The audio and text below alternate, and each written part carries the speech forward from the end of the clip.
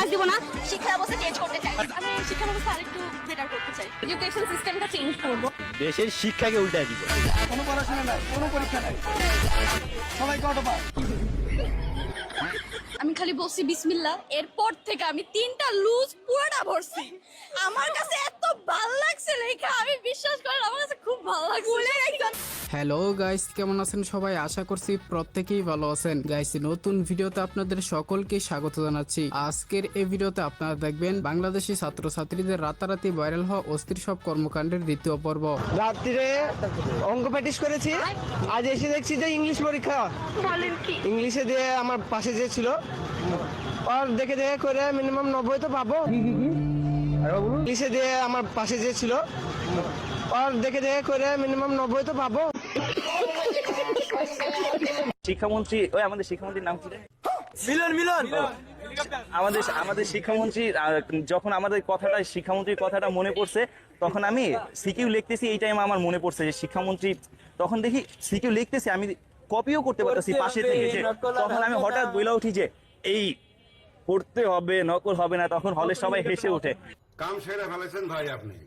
সুতরাং গাইস, আমাদের সাথে আপনিও ফেসবুক রিলস, টিকটক এবং ইনস্টাগ্রাম থেকে শুরু করে রাতারাতি ছাত্রছাত্রীদের ভাইরাল হওয়া অস্থির সব কর্মকাণ্ড একসাথে এক ভিডিওতে দেখে মন খুলে হাসতে চাইলে সম্পূর্ণ ভিডিওটি দেখার বিশেষ অনুরোধ রইল। কেননা ভিডিওর শেষে থাকবে অস্থির বাঙালির এমন সব কাণ্ড কারখানা যা আপনাকে ভরপুর বিনোদন দিবে। মিলন কেরা?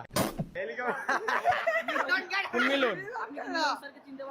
কোন মিলন? আমার একটা বন্ধু আছে মিলন, ওই যে গেছে মাত্র যে নকল লয়া ছিল হাতের ভিতরে। প্রশ্ন অনেক হার্ড হইছে ভাই।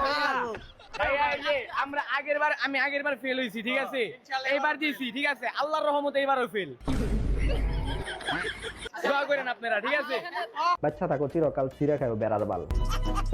পরীক্ষায় কেমন লিখতে পারো? নিজে তো ভালো পারি না, পাশে একটা বন্ধু পাইছি, আজকে কি পরীক্ষা নিজেও জানে না।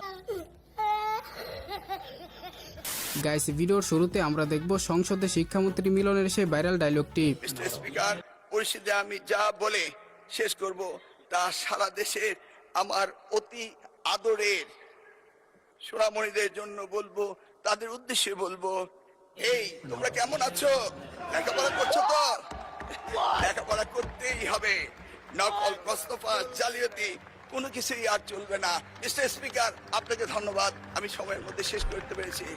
একদম বাম্পার মার। গাইস, ওনারাও দেখি ট্রেন্ডের সাথে তাল মিলিয়ে সংসদে বক্তব্য দেয়। ঠিক মতো লেখাপড়া করছো? করতে হবে, নকল আর হবে না। 10 থেকে 12,000 টাকা দিলেই মিলছে এসএসসি পরীক্ষার প্রশ্নপত্র।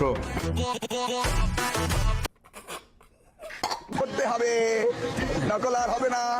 ভাই নকল কিন্তু ঠিকই হয়নি, বাট কোশ্চেন জায়গা মতো ফাঁস হয়ে গেছে, ঠিক আছে? এই যে আমি তুমি যারা আছি ঠিকভাবে পড়া কোনোরকম ভালো একটা রেজাল্ট করার ট্রাই আছে, ভাই বাদ দিয়ে তো এদিকে তোমার প্রশ্নই ফাঁস হয়ে যায়। নকল হবে না ঠিকই, ঠিক আছে? সিসি ক্যামেরা 100টা লাগিয়ে দিব, বাট কোশ্চেন ফাঁস হোক, ইটস নো প্রবলেম। হ্যাঁ গাইস, শিক্ষামন্ত্রী ঠিকই বলেছিল, নকল আর হবে না, কিন্তু প্রশ্ন ফাঁস ঠিকই হবে। এইটা কি কোনো কথা? হেলিকপ্টার মিলন হচ্ছেন ওয়াটারমেলন। আচ্ছা, হেলিকপ্টার বলে কোনো শব্দ হবে না, এখন থেকে হবে মধু, তাজা তাজা মধু, ওয়াটারমেলন। আমি নিশ্চিত উনি পরীক্ষার আগেই প্রশ্ন পেয়ে গেছেন, তাই তিনি এত উত্তেজিত। কেসটা তুমি ধরেই ফেলেছো। এত বাজে এক্সাম জীবনেও দেই নাই। নকল হবে না। কেমন ভাবছিলাম হয়তো একটু সহজ হবে বাংলার মতো, ঠিক আছে? কিন্তু এমন কোশ্চেন দেখে কি লিখবো সেটাই মাথায় আসতেছিল না। That's it. ফাউল আছে, অবশ্যই আছে। আপনার হচ্ছে ডায়লগ কমন পড়ে নাই, দেন হচ্ছে কমেডি স্টোরি কমন পড়ে নাই। ফালতু একটা এক্সাম। না ভাই, এদেরকে আবার দেখলাম বাংলা পরীক্ষা দেওয়ার পর লাফাচ্ছে। আসলে বেশি লাফালাফি করলে যা হয় আর কি। আমি খালি বলছি বিসমিল্লাহ, এরপর থেকে আমি 3টা লুজ পুরোটা ভরছি। আমার কাছে এত ভালো লাগছে লেখা, আমি বিশ্বাস করেন আমার কাছে খুব ভালো লাগছে। স্কুলের এক্সামে এত কমন আসে না যত আজকে কমন আসছে। অনেক ভালো হয়েছে এক্সাম। প্রথম যে সৃজনশীলটা আসছিল সেটা হচ্ছে একদম গাইডের প্রথম সৃজনশীল তুলে দিছে, আর অনেক ভালো কমন আসছে সব ক্যাডেটের। হেলিকপ্টার মিলন আমাদের শিক্ষামন্ত্রী, বর্তমান শিক্ষামন্ত্রী আমাদের। হেলিকপ্টার মিলন কেন বল? কারণ তার ডায়লগটাই এটা, কারণ আগে যখন শিক্ষামন্ত্রী ছিল তখন সে হেলিকপ্টার দিয়ে যাতায়াত করতো, সেই প্রেক্ষিতে তাকে হেলিকপ্টার মিলন বলা হয়। কি বলেন? এরকমই সরকার বারবার দরকার। এরকম সরকার আমি চাই না ভাই। গাইস, মেয়েরা যখন স্কুলের বিদায় অনুষ্ঠানে বক্তৃতা দেয়, বিদায়ের অনুষ্ঠানের জন্য সবাইকে জানাই আন্তরিক শুভেচ্ছা। আর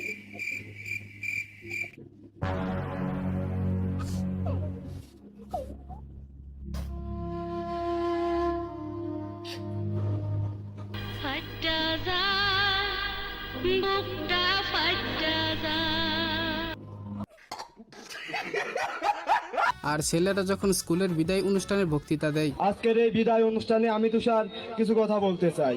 বলো বাবাজি। যদি আপনারা অনুমতি দেন, না দিলেও সমস্যা নাই। বলেন কি? যেহেতু মঞ্চে উঠে পড়েছি,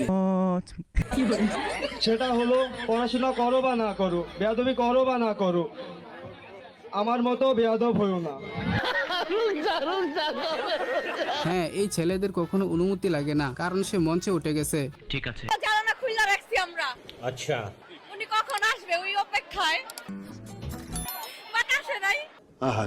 আগে ওনার আমলে পাশের হার অনেক কম ছিল, তাই আপুর মনের খুশি দেখে মনে হচ্ছে যে তার বয়ফ্রেন্ড আসবে, সেই জন্য দরজা জানালা খুলে রেখেছে।